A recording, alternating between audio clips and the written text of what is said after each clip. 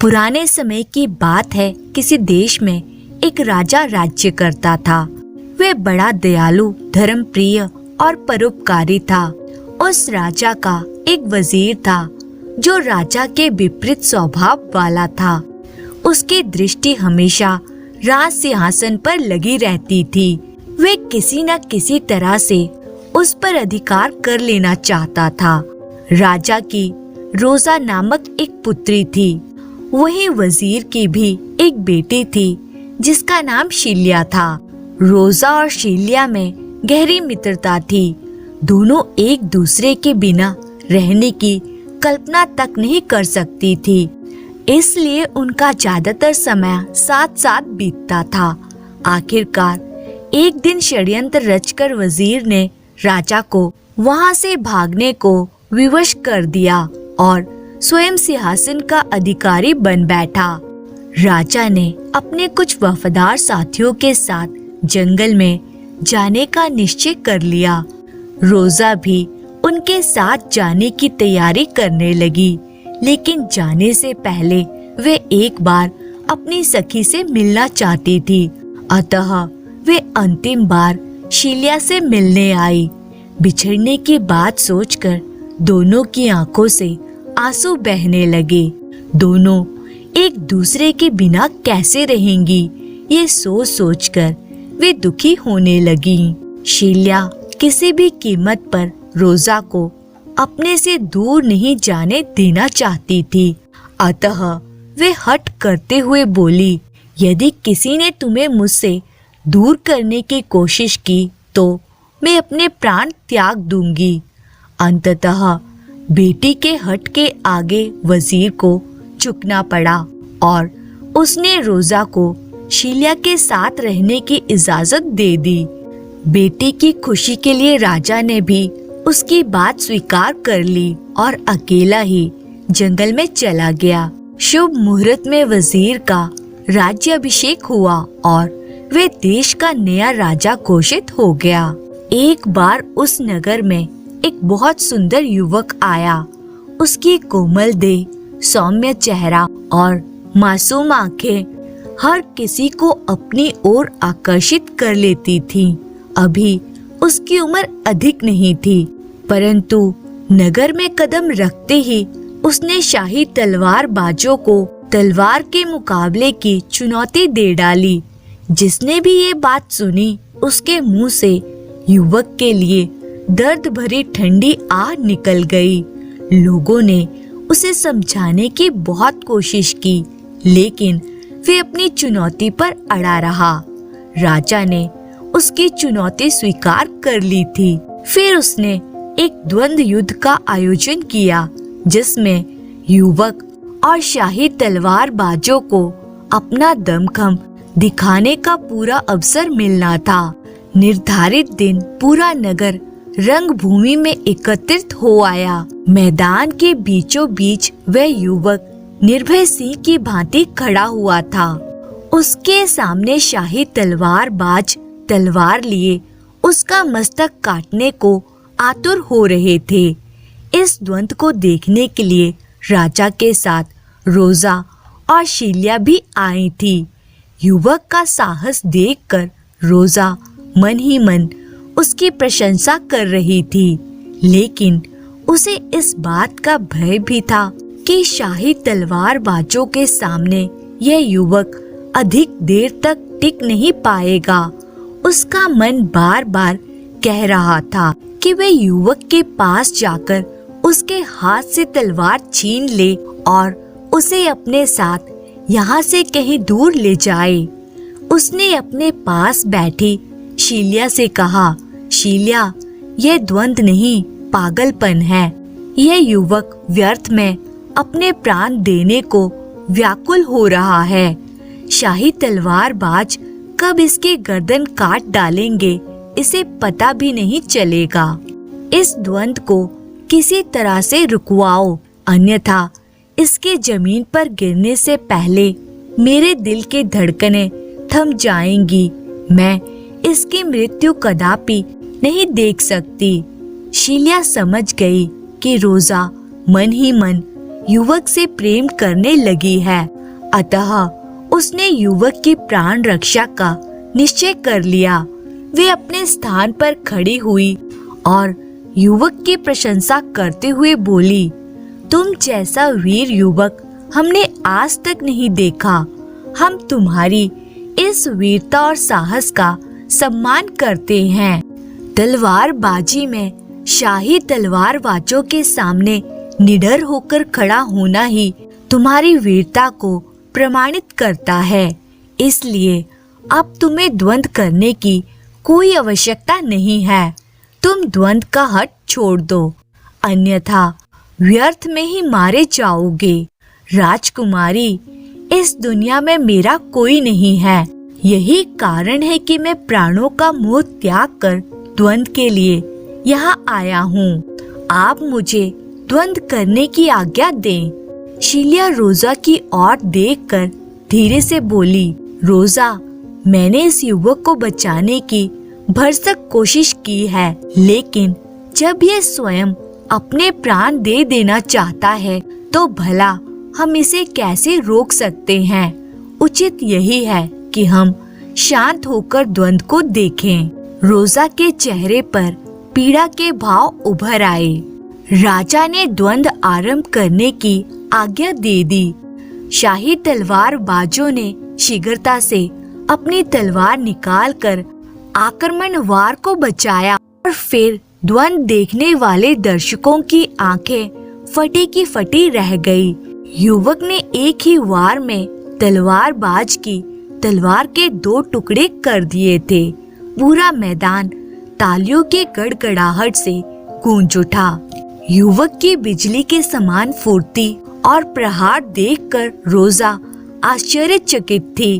उसके चेहरे पर पीड़ा और दुख के स्थान पर प्रसन्नता के भाव दिखाई देने लगे।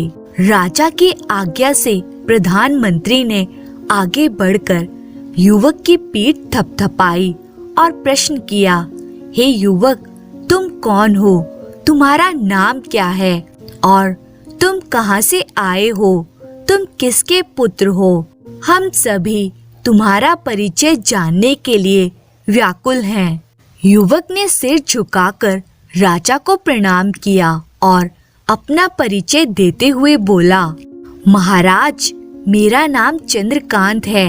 मैं वीर इंद्रकांत का पुत्र हूँ, जो कभी इस दरबार में एक प्रतिष्ठित दरबारी रह चुके हैं। राजा ने चौंकते हुए प्रश्न किया, तुम इंद्रकांत के पुत्र हो? उसी इंद्रकांत के जो पुराने राजा के घनिष्ठ मित्र थे। जी, आपने बिल्कुल ठीक पहचाना। बस युवक, हमें तुम्हारा और परिचय नहीं जानना।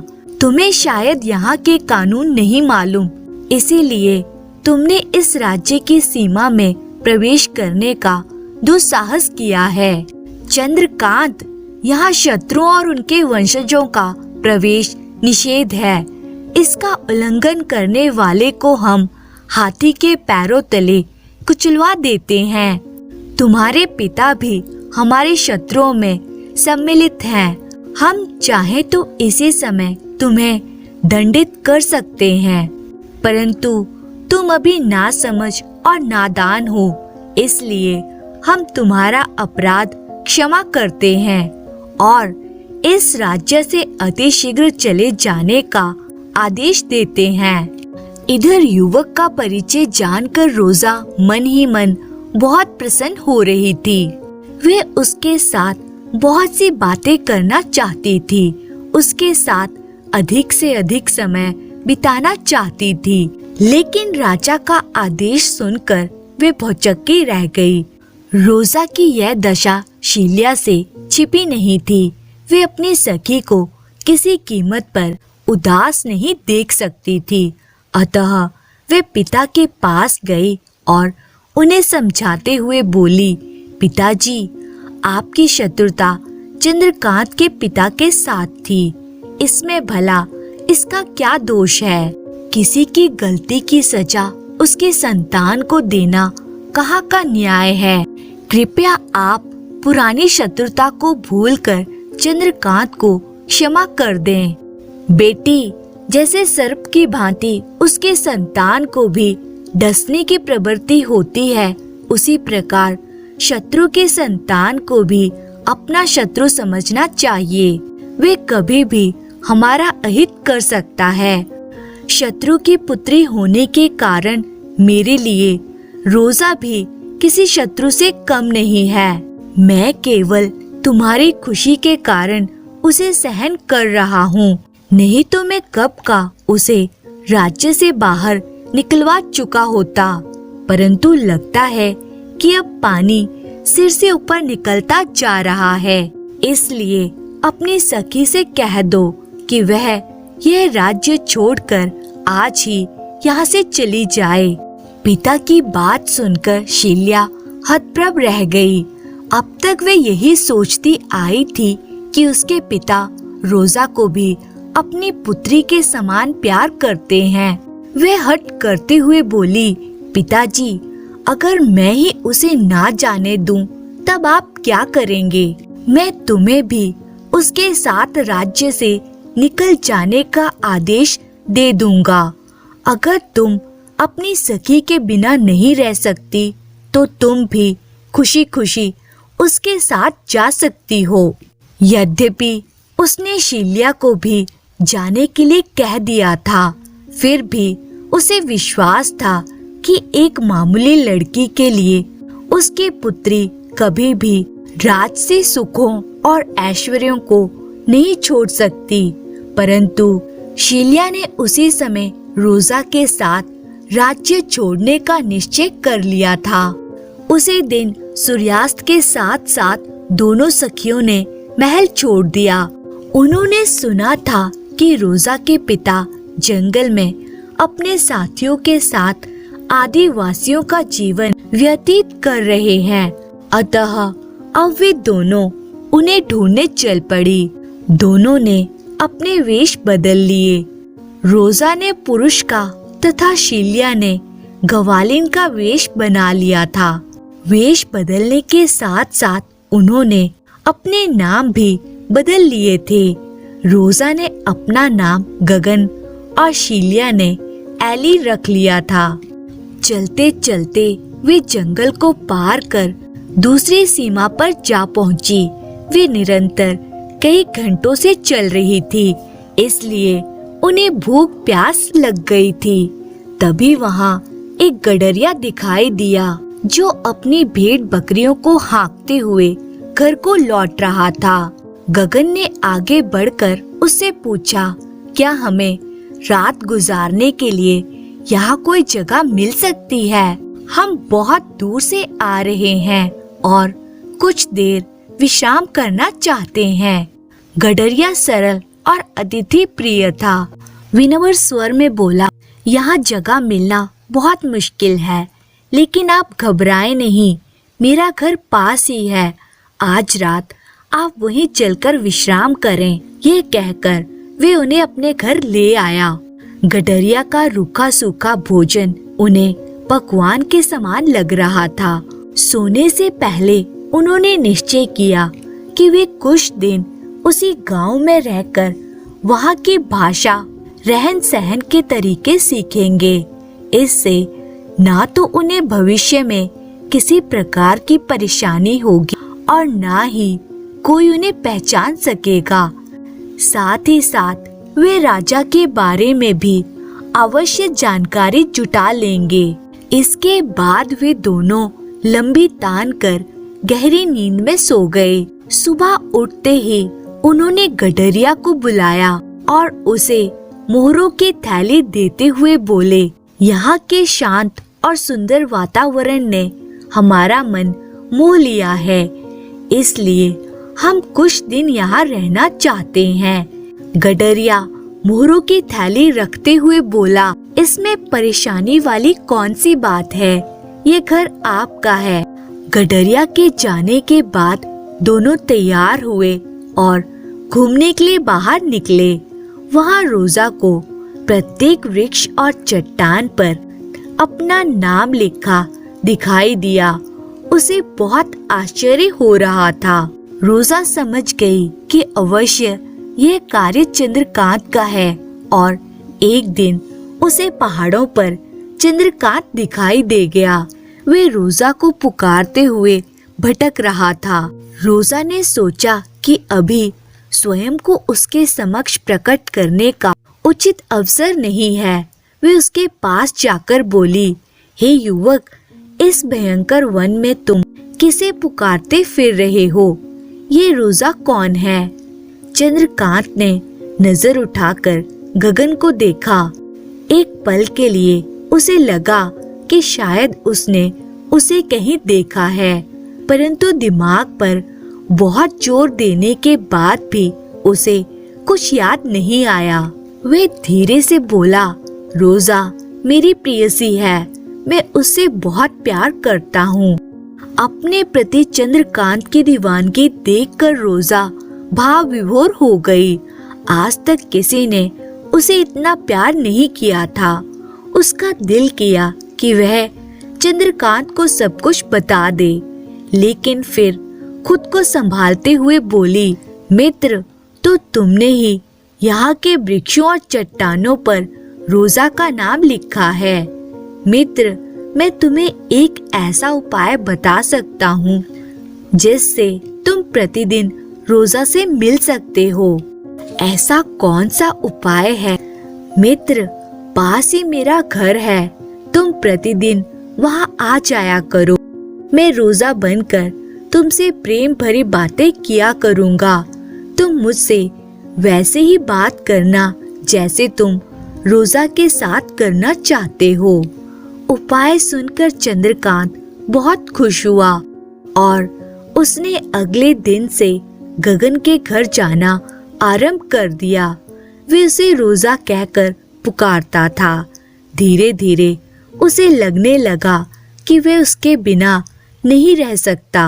एक दिन जब चंद्रकांत रोजा से मिलने आ रहा था तो मार्ग में एक वृक्ष के नीचे उसे एक पुरुष सोता दिखाई दिया। वे उसका भाई सोमदत्त था। ध्यान से देखने पर चंद्रकांत उसे पहचान गया। सोमदत्त ने उस पर कई अत्याचार किए थे। पिता की संपत्ति हड़पने के लिए उसने चंद्रकांत को घर से बाहर निकलवा दिया था। फिर उसे मारने के लिए अनेक षड्यंत्र रचे थे, लेकिन किस्मत का धनी चंद्रकांत उसके हाथों बच निकला। आज कई दिनों के बाद उसे सोमदत्त दिखाई दिया था, लेकिन उसे देखकर चंद्रकांत का मन घृणा और क्रोध से भर उठा। वे चुपचाप वहां से जाने लगा। तभी उसे एक शेरनी दिखाई दी जो दबे पांव सोते हुए सोमदत्त की ओर बढ़ रही थी। यद्यपि सोमदत्त ने हमेशा उसका बुरा चाहा था, परंतु फिर भी वे उसका भाई था। वे अपनी आंखों के सामने उसे मरते हुए नहीं देख सकता था। उसने बिना एक पल की देरी किए तलवार निकाली और शेरनी पर आक्रमण को तैयार हो गया। उसने तलवार शेरनी के पेट में घुसेड़ दी। एक भयंकर गर्जना करके शेरनी वहीं ढेर हो गई। इसी बीच सोमदत्त की आंख खुल गई थी। सारी बात समझ में आते ही उसका मन पश्चाताप से भर उठा। वे चंद्रकांत के पैरों में गिर पड़ा और अपने पापों की क्षमा मांगने लगा। उसके बहते आंसू देखकर चंद्रकांत के मन का मैल भी धुल गया। उसने उसे गले से लगा लिया। क्योंकि चंद्रकांत बुरी तरह से जख्मी हो गया था, इसलिए उसने रोजा को वहीं बुलाने के लिए सोमदत्त को भेज दिया। इधर रोजा और शील्या बड़ी बेसब्री से चंद्रकांत के आने की प्रतीक्षा कर रही थी। कुछ देर बाद सोमदत्त ने उनके घर में प्रवेश किया और सबसे पहले उसने एली को देखा। उसके रूप सौंदर्य ने सोमदत्त को मोहित सा कर दिया था। एली का भी कुछ ऐसा ही हाल था। रोजा एक ओर खड़ी दोनों को देख रही थी। वे समझ गई कि एली को भी उसका मनपसंद जीवन साथी मिल गया है। रोजा ने सोमदत्त से उसका परिचय पूछा। मेरा नाम सोमदत्त है, मैं चंद्रकांत का भाई हूँ। उसे एक शेरनी ने घायल कर दिया है। इस समय वह पहाड़ की चोटी पर बैठा आप लोगों की प्रतीक्षा कर रहा है। आप जल्दी से मेरे साथ वहाँ चलें। तत्पश्चात तीनों शीघ्रता से चंद्रकांत के पास पहुँचे। रोजा ने उसके घाव पर मरहम पट्टी की। वही अवसर देखकर सोमदत्त ने चंद्रकांत से कहा कि वह एली से प्यार करने लगा है और उससे विवाह करना चाहता है। चंद्रकांत प्रसन्नता से भर उठा, लेकिन सहसा उसके चेहरे पर उदासी छा गई। वे दुखी स्वर में बोला, सोमदत्त, तुम कितने भाग्यवान हो। तुम जिसे प्रेम करते हो वे तुम्हारे पास है। ना जाने मेरी रोजा कहाँ होगी। गगन बोला, इसका मतलब यह है कि तुम मुझे अपनी रोजा नहीं मानते हो। चंद्रकांत, सब नजरों का खेल होता है। यदि तुम चाहो तो मैं तुम्हारी वास्तविक रोजा बन सकती हूँ। यह कहकर गगन ने अपना पुरुष वेश उतार फेंका। चंद्रकांत आश्चर्य से भर उठा। इस प्रकार दोनों प्रेमियों का मिलन हो गया। फिर शील्या ने उन दोनों भाइयों को अपने वहां आने का प्रयोजन बताया। चंद्रकांत महाराजा के ठिकाने के बारे में अच्छी तरह से जानता था। वे सभी को साथ लेकर उनके पास पहुंच गया। इसके बाद शील्या ने उनका दोनों युवकों से परिचय करवाया। अपने मित्र के पुत्रों को देखकर महाराज बड़े प्रसन्न हुए। इससे अधिक प्रसन्नता उन्हें तब हुई जब उन्हें पता चला कि चंद्रकांत रोजा से और सोमदत्त शील्या से विवाह करना चाहते हैं। और फिर अगले ही दिन महाराज ने विधि पूर्वक दोनों प्रेमी जोड़ों को विवाह के सूत्र में बांध दिया। दोनों नवविवाहित जोड़े जब महाराज का आशीर्वाद ले रहे थे, तभी वहाँ एक दूत आया। उसके पास एक पत्र था। महाराज पत्र पढ़ने लगे। उसमें लिखा था, महाराज, कुछ दिन पूर्व आपकी हत्या के उद्देश्य से मैं वन में आया था। यहाँ मेरी भेंट एक साधु से हुई। उनके ज्ञान वर्धक उपदेशों और दर्शन मात्र से मेरी आंखें खुल गई। जिस लोभ और मुंह में फंसकर मैंने आपके साथ विद्रोह करने का पाप किया था, मेरे मन ने उन्हें त्याग दिया है। ना तो मुझ में मोह बाकी है और ना किसी प्रकार का लोभ। मेरा मन पूरी तरह से विरक्त हो चुका है। अतः महाराज, मैं आपको आपका राज्य सौंपकर अपना बाकी जीवन ईश्वर भक्ति में बिताना चाहता हूँ। आशा है मेरे अक्षम्य अपराधों को क्षमा करके आप मुझे क्षमा कर देंगे। पत्र मिलते ही आप वापस लौट आएं और मुझ पापी को प्रायश्चित का अवसर दें। आपका सेवक। इस पत्र ने उस अवसर को और प्रसन्नता से भर दिया। महाराज की छीनी हुई सारी खुशियाँ उन्हें पुनः प्राप्त हो गईं। धन्यवाद।